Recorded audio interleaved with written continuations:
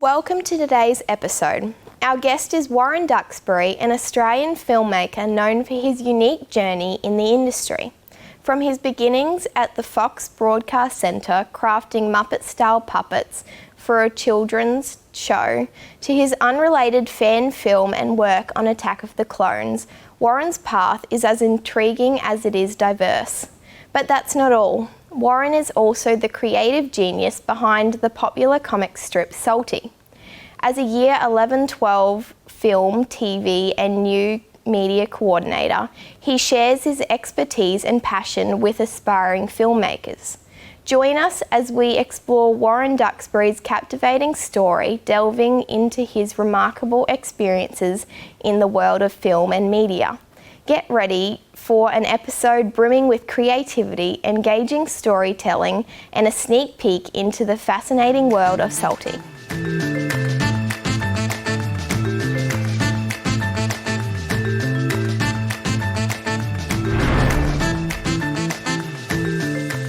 Thank you for joining us for another episode of A Filmmaker's Journey. We have a very exciting guest, Warren Duxbury, here today. Thank you, Warren, for joining us. Thank you for inviting me, Trinity. It's great to be here. Yes.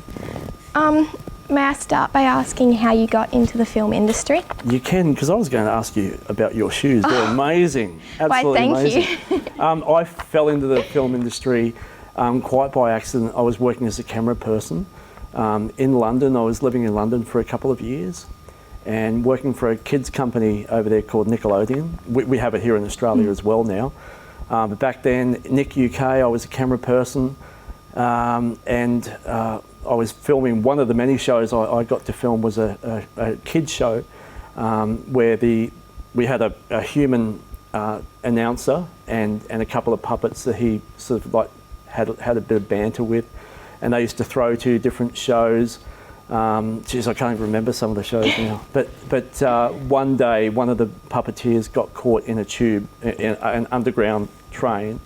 So I just hopped behind the bench and locked the camera off and did his role. And the execs upstairs didn't know any different. So I got to meet other puppeteers and work with the Muppets and things like that in London. Wow.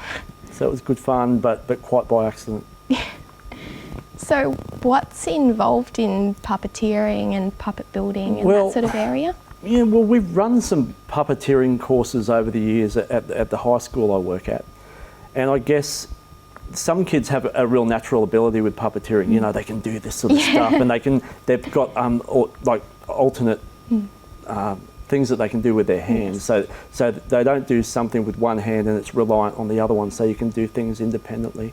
But I think the most important thing, if you want to get into puppeteering, is being able to open your hand when you're talking, rather than a lot of people, they'll close their hand when they're talking, so it's back to front. You've got to be able to do that initially, so that the puppet looks like it's alive, basically. Yeah. What has been the highlight of your career so far?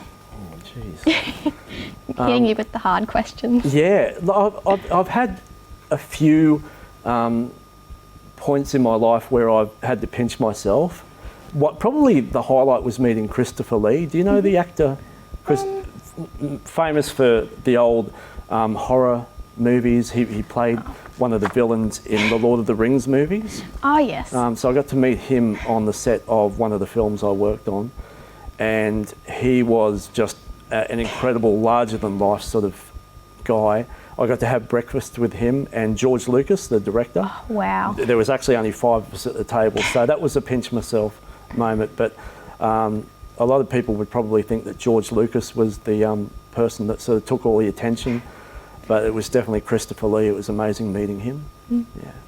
So did meeting him open up opportunities for you?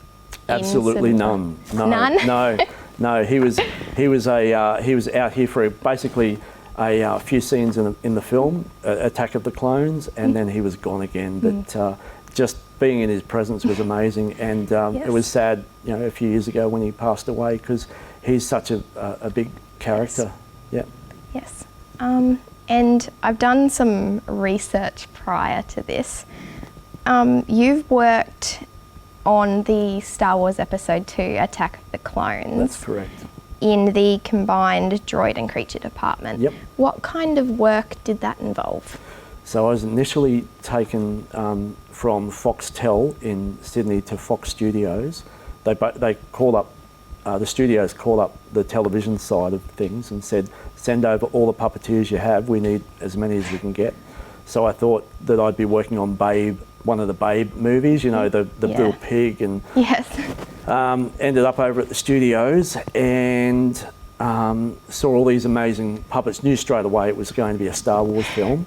But unfortunately, George Lucas was also on this massive kick at the time to get rid of everything that he couldn't do digitally. Yeah. So a lot of those puppets just sat on the shelf and were all replaced digitally in the film. But I got to work in the combined, as you say, droid and creature department with C-3PO and R2-D2 and all those sort of characters that everyone kind of knows already. Yeah. But that was good fun. But when I first got to the studio, they had the sets up for Moulin Rouge. So, and of course I hadn't seen Moulin Rouge. I just saw this massive elephant in the middle of a sound stage and had no clue what I was in for. Yeah. So following on from what you said about not using the puppets, do you feel that sort of the new digital technology and CGI is affecting the puppeteering and puppet building industry? It did for a long time. There was a lot of, a good couple of decades where everyone was sort of going towards digital as a cost-saving exercise. But now, thankfully, with TV shows like The Mandalorian, they're bringing back the idea of actually having photo models and the character of Baby Yoda, the Grogu character, is actually a puppet. So they're going back to the old ways, and it's paying off for them because there are so many fans of those sort of films that can see the difference between, it's obvious when something is digital or when something is actually there and you can physically relate to it. So it's great to see that they're going back to that, not just for model makers and puppeteers, but I think for the audience as well. Yes.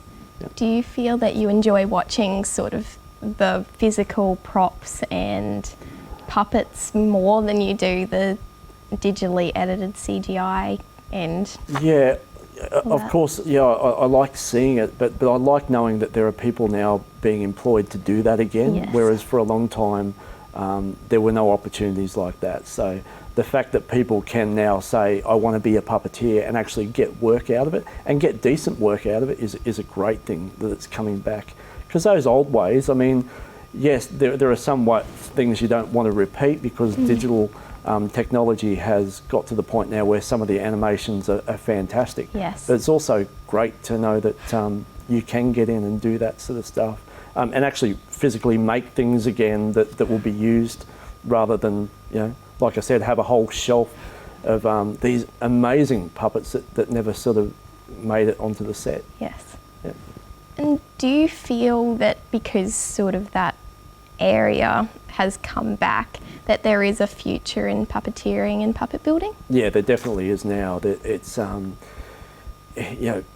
the idea, they're finding out that you may not necessarily cut corners or cut costs by going digital. You can actually save money by not having to replicate something. Yes. Again, back to that show of The Mandalorian, they've got the volume where they're actually going to the trouble of digitally creating the sets, but they're not having to do a lot of stuff in post-production now. They can do everything in camera. So there's a call for that old school style of filmmaking, which is great. And do you have any tips for anyone wanting to become a puppeteer or puppet maker? Oh, geez, I'd say perfect your initial skills of being able to do that hand coordination. But just look around, see what's available. Don't say no to any offers, unless they're dodgy. But I mean, don't say no to any offers that come your way, even if you don't think you can do it. Just go in there and give it a go. And just jump in and try if you've it got out. that natural ability to do it, then definitely don't say no to any opportunity that comes your way. Yep. Yep. You never know where it'll lead. Yes. So you played two characters in the episode 2, Attack of the Clones. What was that like, being on set rather than... Well, that wasn't really the plan. When I actually was employed, it was, like I said, to do the puppetry. I ended up becoming a background director for the creatures. So we would have a whole heap of people sent over from the talent agency, which was Moira Fay Casting down at Fox Studios. And we would basically just put big rubber heads and hands on these people and send them off to wardrobe. And then the wardrobe department would dress them and then send them back to us.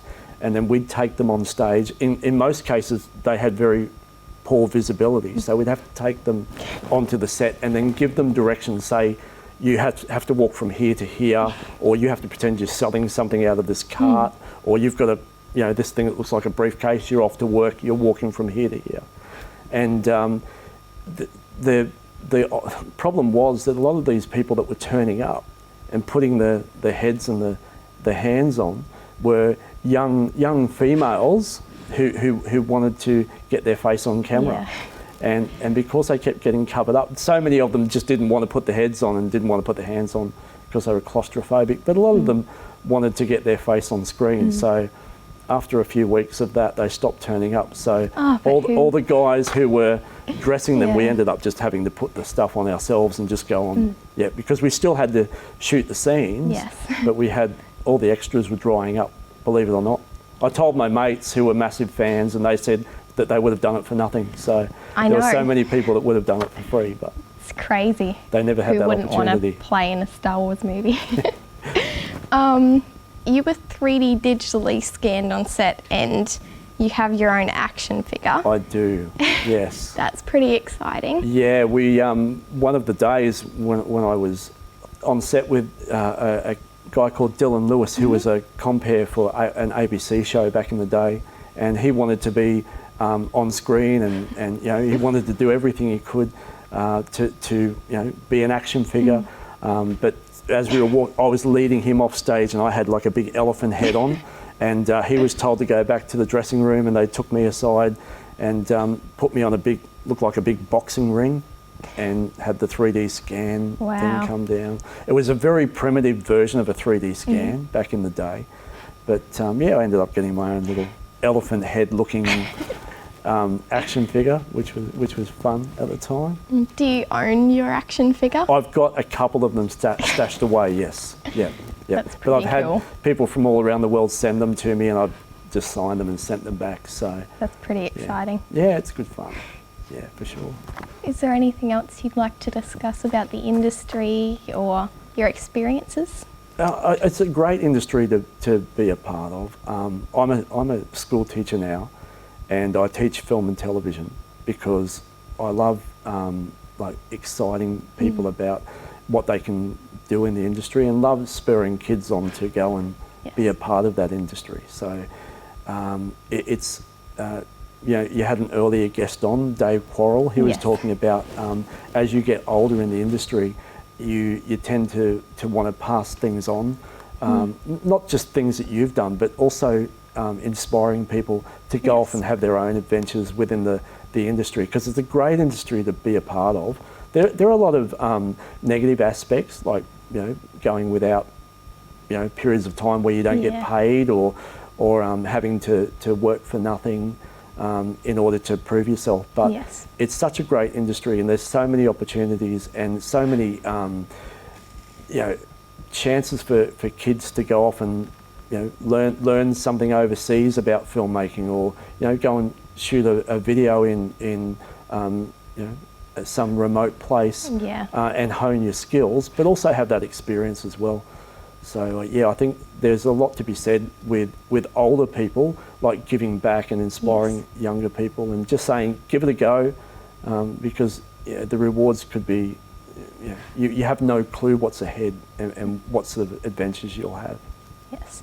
And have you worked with anyone who was just starting out and sort of have made more of a name for themselves since you met them? Yeah, there are quite a few people that were involved with Attack of the Clones who were they weren't even there to be a part of the film. I know there was one particular guy who came over to me one day and said, I'm really, really upset. This is my last day. He was a set builder, and they just struck the last set, so they didn't need to be there after that day. And I said to him, I told him about the fact that a lot of people weren't turning up as extras. So he had dreadlocks. This guy, he was had a really good look about him. Yes. I said, go and have a chat to the casting agency. They had a little office there at the studio, and he went over there and said, I want to stay. I want to take over one of these casting or one of these extras roles that people aren't filling. And they said, yeah, sure, we've got the perfect character for you. Just show up, next week at this particular time. So he went home and for some reason shaved his hair off and came back, and they were devastated because they wanted to use him as a Jedi with dreadlocks. And in the end, they ended up putting a prosthetic over him, and his prosthetic had like big green tentacles anyway. So he ended up becoming one of the Jedis that has these big dreadlocky tentacles. And he's gone on now to do other productions, but also he can go around the world now and sign autographs as this Jedi, and all because he had to leave, but there was that opportunity that opened up for him. He put his name up for something and took a bit of a risk. And he had that look too. Yeah. You've got to have a look, I guess, for the casting. Yes, you've got to be memorable. Absolutely. Yes. And he was, and unfortunately he shaved off the dreadies. So you've done work with puppets. Yes. What would be your favourite show that you've worked on in the sort of puppet industry? I was lucky enough to work on a show in Foxtel, on a channel called Fox Kids. The show was called Funhouse, and I was lucky enough to build all the puppets for the show, but got to operate some puppets as well with a young actress by the name of Michelle Pettigrove. A lot of older people would know Michelle, but younger people, she hasn't really done a lot lately. But I got to work with her, so that was a lot of fun. And we also had on the show another young gentleman named Paul, who eventually left our show because he got a better gig as Captain Feathersword with the Wiggles. So he came in one day and he asked me, should I keep doing this stuff with the puppets, or should I go off with these guys? They want me to dress up as a pirate and wave a feather around. And I said, go and do that, mate. Go and do that. And he ended up getting the gig, and he hasn't looked back either. That's exciting. Yes. Yeah, exciting for him. Yeah. Yeah. Yes. Yep. So you've also done things like rebuilding the iconic Aussie character Agro. Yep. What was that like, sort of working with a previously made character and, Yep. Yeah. Well, the director who was directing one of the shows I was working on at Foxtel, she also worked at Channel 7. She was quite high up at the time. And one day Julie said to me, can I bring something along next time I'm out here for you to have a look at? And I said, sure. She brought this old Avis flight bag. It was only about that big, and she opened it up, and here's the original Agro just disintegrating before your eyes inside the bag. She actually went to pick him up, and part of his fur came off in her hands. So she said to me, I'd love it for you to repair him. And I told her straight away that there was no way I could repair it. I'd have to rebuild it. So they were quite happy for me to do that. And I've since built 3 of them. Wow. So that the puppeteer, Jamie Dunn, always has one with him, and Channel 7 have one with them, and I have one with me at all times. So we all swap them around if any get damaged. Yes. There's always one good one with me, because Jamie's not really precious with Agro, and like I said, the original one had been mauled by dogs and had yogurt tipped over him and was just kept in this little cramped space. So yeah, I think he's a little bit more precious with Agro now, although he's always sending him back with the arm broken off or something. The eyes won't work anymore. So it was another opportunity that I happened to just be there at the right time to be able to do that. But it was fun rebuilding Agro, and everyone knows Agro. So, Yeah. Yeah. And did you rebuild him exactly the same, or did you update him any? So that's a really interesting question, because the original Agro, if you go back and look at some of those black and white shots of Agro, or even some of the earlier shots of him on TV, he was a lot furrier, and he looks a lot different to the way he ended up. And he ended up almost like a balding senior, like a 70-year-old guy with his hair all falling out. So he didn't look too good. So I didn't want to replicate him as he looked at that time. I didn't want to replicate him as he was originally, because it was too different to how people knew him. So I had to kind of find like a happy medium of how he looked, like probably about 5 years prior to when I got to have a look at him. So yeah, it was just a matter of going back through old stills and old photos and working out the way to best replicate him, that people would still remember him. Because otherwise I would have been, like I say, building this baldy looking. It was just horrible. It was horrible to see him that way, actually. Yeah. Especially being someone who had seen him on TV growing up. Yeah. So did you find with rebuilding him in sort of not a replicative way that you had technical difficulties making? No, I was fortunate. The reason Julie Ward asked me to do it is because she knew that I actually knew how the original one was built. So I was fortunate enough to know ahead of time that if I said I could rebuild him, I knew that I'd be able to do that. Yeah.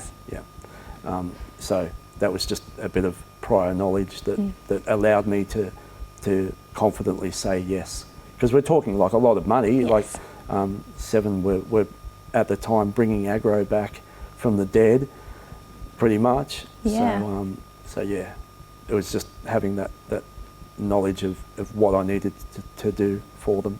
Yes. Yeah. And on that note, do you suggest if anyone's in an area that they should do background research, have more knowledge about sort of other films, other puppets, other productions in the industry to help with their work?